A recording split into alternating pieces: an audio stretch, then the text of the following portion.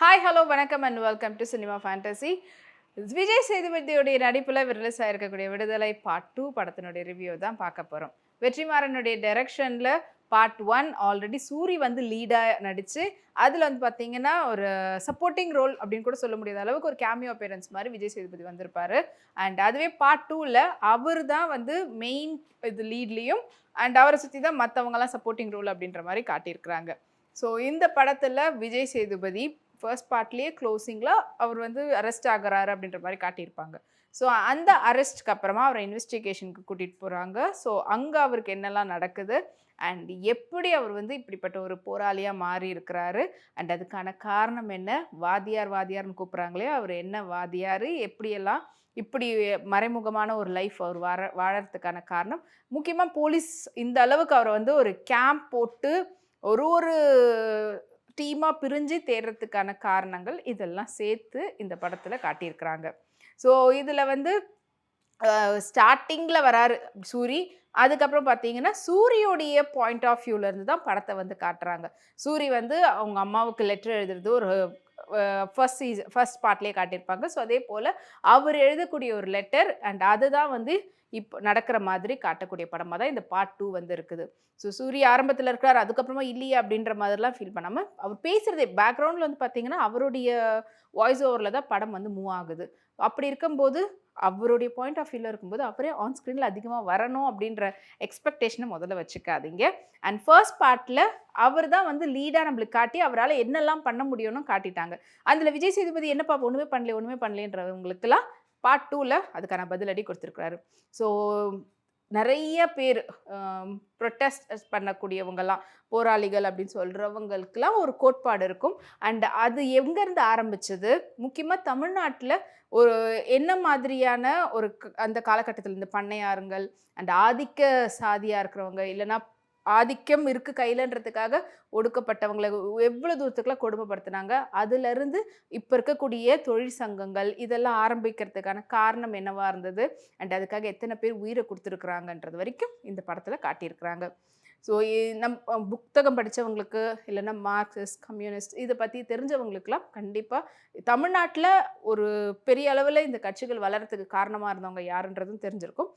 அவங்களுடைய மொத்த கதையை எடுத்து வச்சுருக்குறாங்களான்னு பார்த்தீங்கன்னா அப்படி இல்லாமல் ஒரு சின்ன நாட் அவங்கள பற்றின ஒரு விஷயம் எடுத்து அதை வந்து அதோட சேர்ந்து ஒரு கற்பனையாக எப்படி வந்து சினிமாவுக்கு தேவையான விதத்தில் கொடுக்க முடியுமோ அப்படி கொடுத்துருக்கார் வெற்றிமாறன்.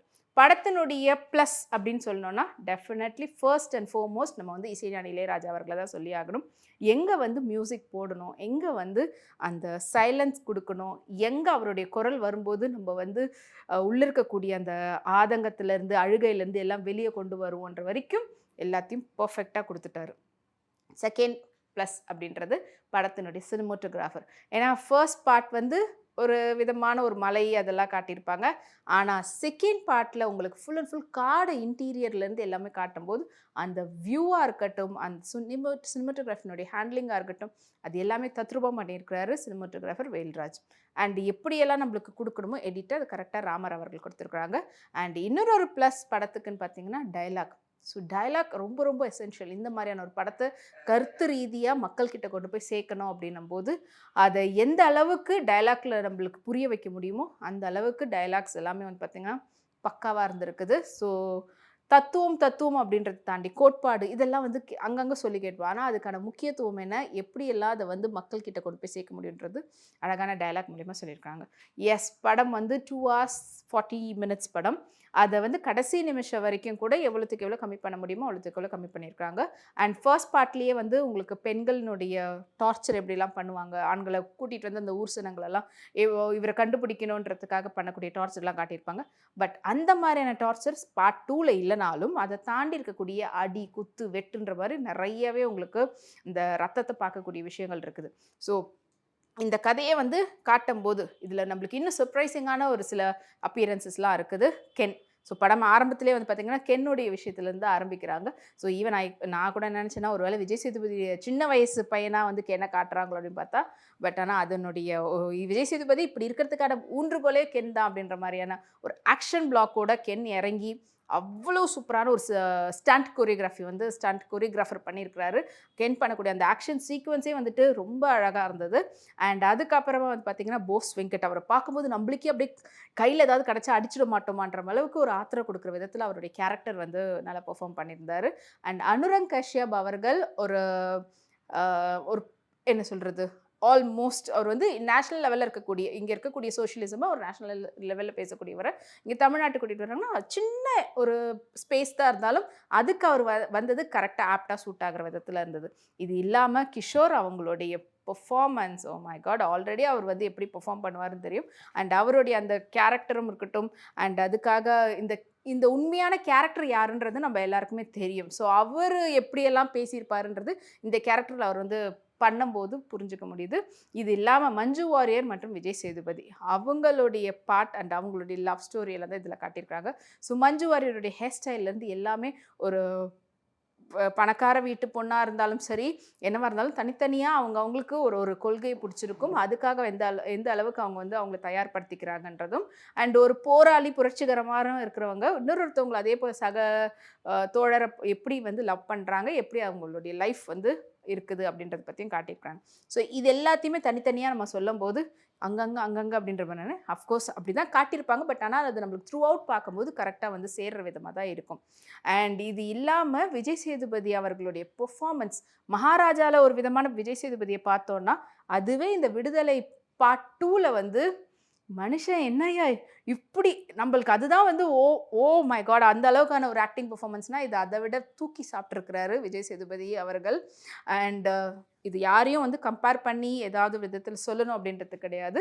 இதுவும் ஒரு விதமான ட்ரூ ஸ்டோரி. பட் உண்மையா ஃபுல் அண்ட் ஃபுல் எடுக்காம ஒரு நாட் எடுத்து குடுத்துருக்கக்கூடிய படமா தான் அமைஞ்சிருக்குது. இதே போல தான் கொஞ்ச நாளைக்கு முன்னாடி ஒரு ரியல் ஸ்டோரின்னு சொல்லிட்டு படம் வந்து குடுத்துருந்தாங்க. அதுலயும் ஒரு நடிகர் வந்து நடிச்சிருந்தாரு. பட் அது வந்து அந்த நடிகர நம்மளால அந்த கேரக்டர்ல வச்சு யோசிக்க முடியாம, ரியலா ஒருத்தர் இறந்தவர தான் நம்ம யோசிக்க முடிஞ்சது. அவருக்காக அவர் இறந்துட்டாருன்றத ஃபீல் பண்ணி தான் நம்ம வந்து அந்த கதைய வந்து எல்லாரும் பார்த்தது. அது வந்து அந்த அவருடைய வெற்றி அப்படின்னு தான் சொல்லி ஆகணும். நடிகருக்கு நம்ம சொல்ல முடியாது. ஆனா இதுல வந்து விஜய் சேதுபதியுடைய பெர்ஃபார்மன்ஸ்க்காக தான் நம்ப அவர் பண்ண ஒரு ஒரு அந்த எப்படி அவர் வந்து வாத்தியார்ன்றவர் பேசியிருப்பார். எந்த அளவுக்கு அவர் வந்து வேலை பார்த்திருப்பார். எந்த அளவுக்கு போராடியிருப்பார். கடைசியில அவர் இறக்குற தருணத்தில அந்த ஒரு பெர்ஃபார்மன்ஸ் குடுத்திருப்பாரு விஜய் சேதுபதி. அவங்க துரோகம் பண்ணிட்டாங்களே அப்படின்றத கண்ணுலயும், அந்த இறக்கும்போது கூட அந்த ஒரு ஸ்மைலோட அதெல்லாம் வந்து உண்மையாலேயே எல்லாரும் சொல்லுவோம் கமல்ஹாசன் தான் நடிப்புக்கு. அதுக்கு முன்னாடி நடிகர் திலகம் சொல்லுவோம். விஜய் சேதுபதி அந்த இடத்த வந்து ரொம்ப அழகா கவர் பண்ணியிருக்கிறாருன்னு தான் சொல்லி ஆகணும். ஸோ இது எல்லாத்துக்குமே ஃபுல் கிரெடிட் வெற்றிமாறன் அவர்களுக்கும் கொடுத்தாகணும். அவங்க தான் வந்து இந்த அளவுக்கு பெர்ஃபார்மன்ஸ ஒவ்வொருத்தர்கிட்ட இருந்தும் வாங்கியிருக்கிறாங்க. ஸோ ஓவராலா விடுதலை வந்து ஒரு சினிமாட்டிக்கா நீங்க போய் பார்க்கணும் அப்படின்னு நினைச்சீங்கன்னா, கமர்ஷியல் ஃபேக்டர் இருக்காது. ஒரு ரியலா நடந்த தமிழர்களுக்கும், இங்க இருக்கக்கூடிய ஒடுக்கப்பட்டவங்களுக்கும், ஆதிக்க சாதியினர் அதாவது ஒரு ஈவன் தோ நீங்க வந்து கீழ்த்தட்டத்துல இருந்தாலும், உங்க கையில ஒரு பவர்ன்றது கிடைச்சதுன்னா, அது எப்படியெல்லாம் உங்கள வந்து ஆட்டி படைக்குது. நீங்க இன்னொருத்தவங்கள எந்த அளவுக்கு அவங்கள ஆட்டி படைக்கிறதுக்காக தயார் ஆகிடுறீங்கன்றத சொல்லியிருக்கக்கூடிய படமா தான் இருக்குது. ஸோ இதுல வந்து கொஞ்சம் ரத்தம் இருக்கிறதுனால பெரியவங்க மட்டும் தான் இந்த படத்த வந்து பார்க்க முடியும். ஸோ இப்ப நான் சொன்னது எல்லாத்தையும் நீங்களும் ஏத்துக்கிறீங்க அப்படின்னீங்கன்னா, இது எல்லாத்தையும் கமெண்ட்ஸ்ல சொல்லுங்க. இல்ல உங்களுடைய வியூ என்னன்றதையும் கமெண்ட்ஸ்ல சொல்லுங்க. இந்த வீடியோ உங்களுக்கு பிடிச்சிருந்ததுன்னா லைக் பண்ணுங்க, ஃப்ரெண்ட்ஸ் அண்ட் ஃபேமிலிஸோட ஷேர் பண்ணுங்க. மறக்காம நம்மளுடைய சினிமா ஃபேண்டசி சேனலை சப்ஸ்கிரைப் பண்ணுங்க. Take care.